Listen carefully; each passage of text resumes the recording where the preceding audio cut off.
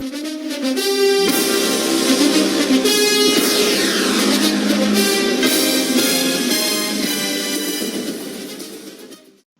going on, everybody? I'm Joe. This is a Neutral Zone Report, and I'm hoping that you are having a phenomenal Thursday. I am, and I'm happy to bring you the 8th and final division breakdown I got for you here today. The NFC East, we have the Eagles, Cowboys, Giants, and Redskins. Let's hop right in. Okay, well, there you have it. America's team, or at least so they say, is going to be your NFC East 2019 division champs. They look pretty excited right there. So I have them going, 11-5 plus or minus 1. And I'm leaning more towards that 10-11 win season. I don't think they're a 12-win team this year, but you never know. So 11-5 plus or minus 1. And last year they were ranked 13th overall in the NFC on the offensive stats there. And they're going to be hopped up 4 spots, in my opinion, to 9th overall there in the offense category, and then dropping 1 spot defensively in the NFC. So I did have the Bears and the Lions, and I think the Vikings above them. So look at that, all NFC North teams. So they're going to be the first not NFC North team in your NFC defensive categories this year, but still a good defense, better offense, and 11-5 division champs. Okay, so if you take a hop, skip, and a jump down to the notables, your first one right there is ESPN ships Witten back to Dallas. Not a super successful broadcasting career for Jason Witten. Not a big fan, and I don't think anyone else in the world was, but he's coming back to Dallas. There's your tight end, and I think that's going to raise offensive production. I know he's an older guy, but he's definitely going to give you better offensive numbers than Jeff Swaim did last year. I believe Swaim only had 242 yards. I know he only played 9 or 10 games, but not super great production. Jason Witten's going to be a 5, 6, maybe even 700-yard guy this season with 4 or 5 touchdowns. So definitely an increase right there in the tight end role. And we know what Cooper can do in Elliott. That's going to help Prescott out, and that's kind of a reason why their offense is shifting up 4 spots there. So I'm sold on Witten, and I think he's going to be a big addition this year. But I'll take anything over listening to him talk. Thursday Night Football, that's just the worst thing in the world. So, Witten to Dallas, Doomsday Defense. So, Doomsday Defense is your second notable, and that's referring to the Cowboys in the 60s and 70s. That defense won them 2 Super Bowls, brought them to 5 total, and I'm not saying that they're going to be the Doomsday Defense of the 60s, 70s, but they're on the right track, and it's all led by that third notable, Vander Esch. Vander had 140 combined tackles last year, 38 assisted, and 2 interceptions, but first-year guy, going to be one of the faces of the NFL at that linebacker position for many years to come, and he's definitely going to be a leader in Dallas very shortly.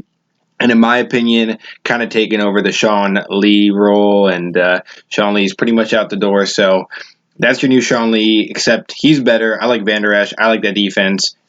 And maybe one day soon they'll restore that Doomsday name. So to recap, there's your Dallas Cowboys 2019 NFC East champions. 11-5, plus or minus 1, but I think that's the limit right there. They're going to win 11 games this year, maybe 10 if there's an upset somewhere along the line. But 11-5, 4-spot jump offensively this year in the NFC, and 1 spot back in the defensive categories. But the defense is there, and those top 3, 4, 5 teams in the NFC North are going to be top 10 teams in the NFL. So top 10 defense. Add that with their improved offense to maybe a mid-range NFL offensive team this year, but I think they're going to be just okay. So there you have it. Vander Esch, Witten, Doomsday, 11-5. Let's go to 2. Okay, so it appears your Philadelphia Eagles are coming in second place this year in the NFC East at a 9-7 plus or minus 1 right there. So a potential 10-win team. But I'm thinking these guys are in the playoffs, and it's going to be led by Carson Wentz. So 2019, second-place finishers there in the East, 9-7, 3-spot improvement there, and the offensive ranks in the NFC. And I like that D-Jax is coming back. He's coming back to the hometown. He's going to make some noise. So a 3-spot jump, and then a 1-spot jump defensively. And to reiterate for the 15th time, when it comes to these NFC defensive teams, like I've said before, they're so condensed right there between that 13 and 14 spot all the way down to the 5, 6 spot. It's really, really close, and the yards between all those teams are within 350 and 380. So it's so close. So if you take a 2-spot drop or a 1-spot hop up. It's not that big of a deal. It's pretty much relatively all the same, just because they're so bundled up right there in the middle. So a little better offensively, a little better defensively, 9-7, and the notables go as follow. The Eagles were just there. That's why it says, okay, we just were there. They won the Super Bowl in 2018, as we all know, and the team is, a lot of it's still intact, but the philosophies and the way they do things are all still there. I understand they were running off that momentum in 2018 with Foles, but there's still time. I like Wentz. I know people have their beliefs and disbeliefs about him, but I think he's going to lead the charge again. This guy was clearly the number one, or in the number one spot for the MVP in 2017-18 season, but he just got hurt. So let's not forget that. I understand that last year wasn't the best year in the world, but let's not forget what Wentz can do, and he'll lead them in the right direction, I believe. So you just were there. Let's get back. Number two, division success is incredibly imperative for the Eagles this year. Last year they were 4-2 within the division. They swept the Redskins. They swept the Giants, but they got swept by Dallas. They end up 9-7, and I have them at 9-7 this year, obviously. But you have to win at least those 4 games. You have to sweep them again, because you never know your luck with Dallas. And on top of that, I believe it's a harder schedule this year. They have the Patriots late. They have the Seahawks late. You have Minnesota. You have Chicago. Everyone thinks the world of the Buffalo Bills. So these division games this year for the Eagles are incredibly imperative if they want to see any kind of football action after Week 17. So need to win those division games, and they were just there 2 years ago, so I know they can. Finally, Dillard prevents scrambled Wentz, almost like scrambled eggs. That's the pun I was trying to make. But Dillard's a big-time guy. He's a tackle out of Washington State. He got a 6.20 prospect grade, which means you're going to be starting week 1, and he's going to be protecting Carson, week 1.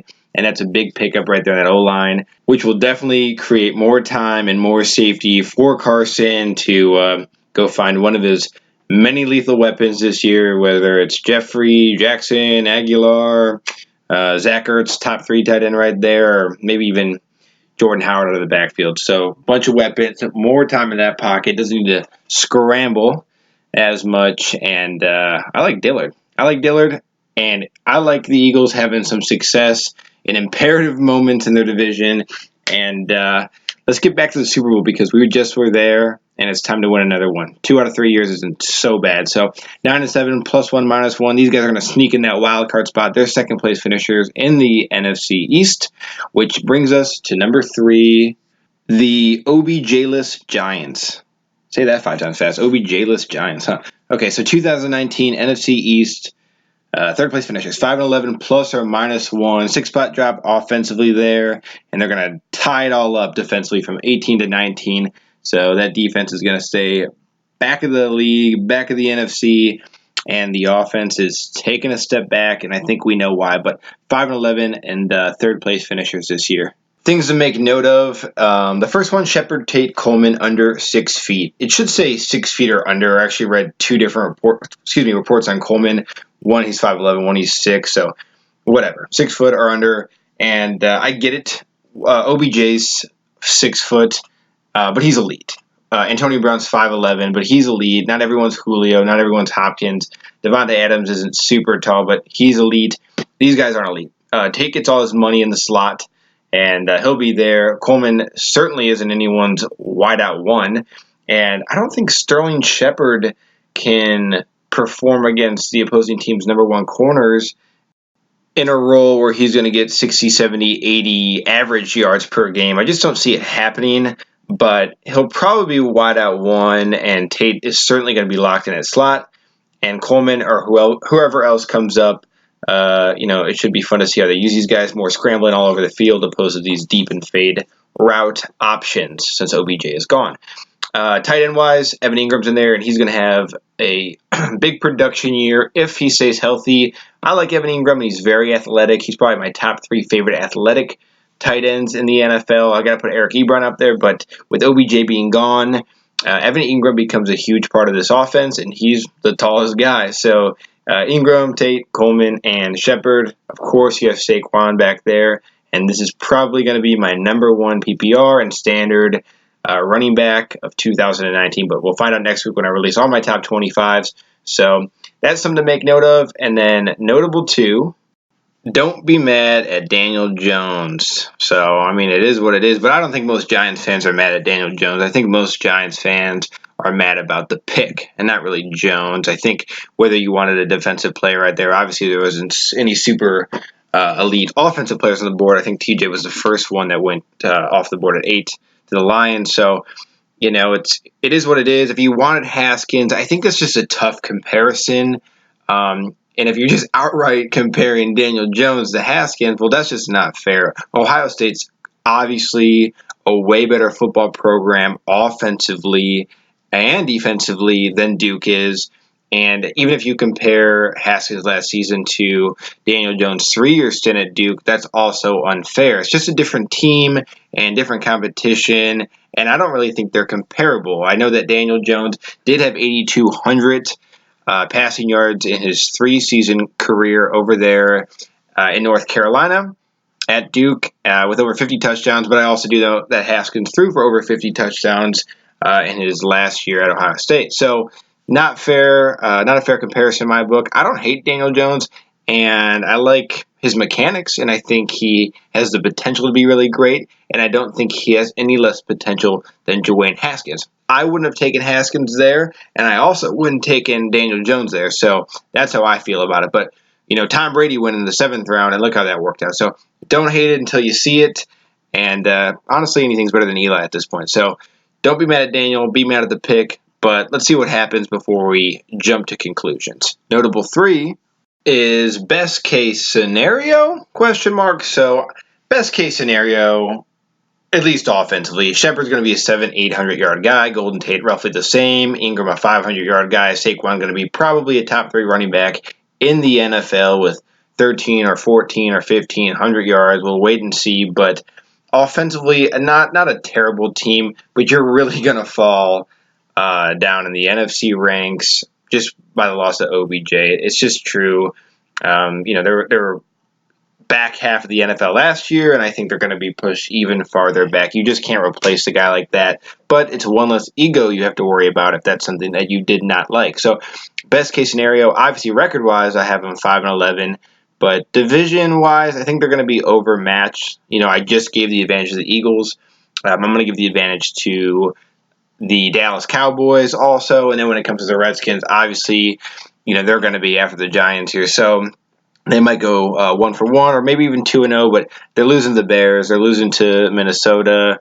I think maybe the Seahawks are on the road. It's just a lot of hard games, again, like the Eagles. So it's tough to tell. The defense is going to have some issues, and they're going to give up a lot of points. So hopefully this is a year where Eli kind of fades away and Daniel Jones comes in and becomes that number 1 guy. And moving forward, you can get some good offensive pieces in the offseason and the draft. And same with defense. I think you have to focus more on defense right now. But overpaying Tate, overpaying Shepard, I understand you need them, but it's not really going to help you out until those contracts are through with, because those guys are on the back end of their career. So best case scenario, 5-11. I love the Giants, man, and I like OBJ. And those Giants fans are great fans. I see them at B-Dubs every Sunday, and they know how to make some noise, but definitely not the year for them. And you never know, though. I could be wrong, and they could go 16-0, so we'll find out. But that's what I have as the notables. That's the best case scenario. 5-6 wins? I don't think so. Guys, Daniel, give him a chance. Let him do his thing. If he fails, be mad at that. Don't be mad at him for getting drafted. That doesn't make sense. So small wide receiver, Shepard, Tate, Coleman. They'll make it work, though. I have faith. 6-spot drop offensively. So see you later, OBJ. That's why 14-14 from 18 to 19. 5-11 plus or minus 1. 3rd place, NFC East. Finishers. On to the last one. Bam. So the 32nd team is the Redskins. This is my last video on division breakdowns and the last team I'm doing, and it's the Redskins, and they're coming up the last there in the NFC East in 4th place. 4-12 plus or minus 1, but no more than 4. I think 4 is the number, but I'll make one of them a win against Dallas. How about that? 3 wins and a 4th win against Dallas. So there you have it. 4-12, 1 spot back this year in the offensive ranks. Here's the deal. When I make these videos and I give my predictions and all that good stuff, I make note I do three things, okay? I am never biased. I'll never diss a team or put a team down because there's some vendetta or any animosity. None of that. Okay, I just say it how I feel it, and I always want to say the right thing. I always want to predict the right thing because I'm very competitive and I never like being proven wrong. So I'll never say anything where, 4 or 5 months from now, people will come back and be like, ha, told you so. I always want to be right, and so do you. Okay, so that's the first thing. And I also don't calculate injuries. Okay, I'm not going to calculate injuries into somebody's record or predictions. I'm not going to predict injuries. I'm going to imagine everyone's healthy. So no vendettas, no injuries, and I'm always going to put it straight, going to put it right. So one step back offensively, I don't want to hear about random people, oh, we picked up, Johnny so-and-so. He's going to, no, I don't want to hear it. They're going to be the worst offensive team in the NFC. They're going to drop one spot back defensively. Not a bad defensive team. Last year they were ranked 17th, if I'm not mistaken.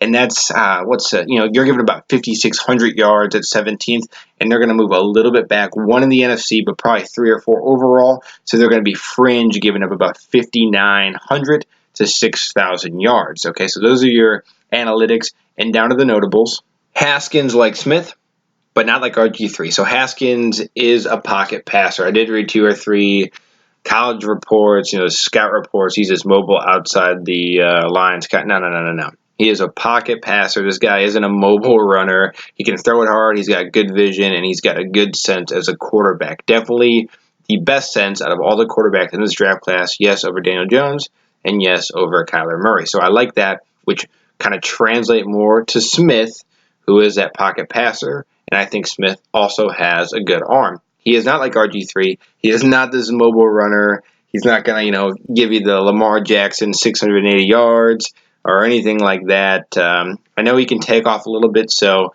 if there's room to run and it's 3rd and 6, yeah, he'll pick it up, but don't expect anything big there, which is a good thing, one, for his longevity, but we know that pocket passers succeed more in the NFL opposed to running quarterbacks. So I like that. Haskins like Smith. RG3 out the door. 2, I'm all in on Geis, okay? So I just told you your offense drops one spot, 15th to 16th, okay? But I'm in on Geis. And I think if Geis can stay healthy, Adrian Peterson is not getting his 2,000 yards. He just said it a few days ago. Okay, it's fun to watch. I like AP, but he's not getting 2,000 yards, okay? Especially if Geis is there. Geis is their go-to guy. I understand he was out last year with the injury, but the year before, Redskins fans, correct me if I'm wrong, but he went 54th overall. This is your running back. This is the guy you want. My rankings for PPR and standard fantasy leagues will reflect how much I like him. But, yeah, guys, I'm all in. 900 yards, 60-40 split with him and AP. And running-wise, this is going to be a better offensive team, hands down. Okay, so add those numbers to your NFC offense. Oh, why aren't we up? Why aren't we up? Because you were 500 yards behind the 14th team last year, which was the Detroit Lions. So you fall back. Arizona surpasses you. They got so many weapons now through the draft, and Kyler's going to scramble for about $14 million. So you're just going to fall that much, but you're still going to be right there around that 4,900 yards. So don't take it to heart, but I like Geis. I'm all on him, and AP's not going to get 2,000 yards. Finally, what else is on TV just in case? Listen, I get it. I'm a sports fan, and if you're a Redskins fan, of course you're going to have high expectations for this team. So, I don't know what the traditional Redskin fan is thinking right now, if they're going to win 10 or 11 games. Sound off in the comments. Let me know. Let me know where you guys think you're going to end up this year. But, I said it a minute ago, I will stand by everything I say. I'll put stuff out there, and I don't want to be wrong, so I'm not going to make a prediction that I think I'm going to be off on. Because when we reflect on these at the end of the season, I think I'm going to be pretty close to most of these predictions. So I have them 4-12. I don't think, Redskins fan have these guys winning 9, 10, 11 games. I don't know how, but, I guess weirder things have happened. So I'm going to get that second channel ready just in case my Redskins are 0-6, 0-7 starting the year, and they're just not fun to watch. But we never know, right? And that's why I made it a notable, just so you remember to get your TV guy ready. Okay, so have a backup plan for Sunday. Believe in Geis, because Geis is going to be the guy there in Washington. And when AP is long gone, Geis still will be leading the charge. Finally, Haskins, not this year, not next year, But down the line, if he stays healthy and improves these pocket skills he has, I like him. And that's definitely worth note. One spot fall defensively, one spot fall offensively. 4-12, plus or minus 1. 2019 NFC East, 4th place finishers. Your DC Washington Redskins. So check it out, guys. That's 32 teams. That's 8 divisions. That's 8 videos. That was my goal getting into all this. But I'm having so much fun that I'm going to do, these 3 videos in 2 days, all before Sunday, of the AFC and NFC and NFL power rankings. They're going to be, 6-7 minute videos. So check those out and see where everyone's going to rank going into the season. And I'm going to update those one more time before week 1. So I'll update this stuff a little bit, but I think it's going to be all relatively the same. After that, PPR, standard, IDP, fantasy, top 25 player rankings, fundamental breakdowns of different defensive schemes. That's coming out so people can understand Tampa 2s and all these other play calls. I'm going to break it down what that means so you know and you can pass it on to somebody else. And then, finally, tutorials of how to actually play fantasy and tutorials of how to bet on some of these games, whether it's, on Boveda or Sportsbet AG. So much more to come. If you haven't subscribed already, please do. It means so much to me. If you like the video, like it.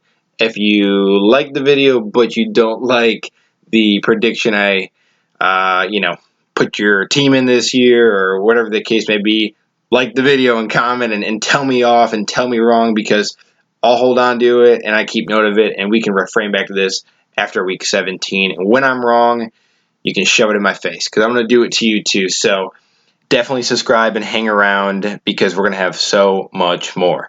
Yes, I'll put my face in these videos 2 or 3 from now. I'm super ugly. I was trying to put it off, but I guess I have to face my fears. So my face is coming. I'll be more interactive, and you can see the face behind the voice. But that's all, guys. I appreciate it so much. Thanks for hanging out these 8 videos, and hopefully I'll see you in so many more. I'm Joe, and this is the Neutral Zone Report, and until next time, so long.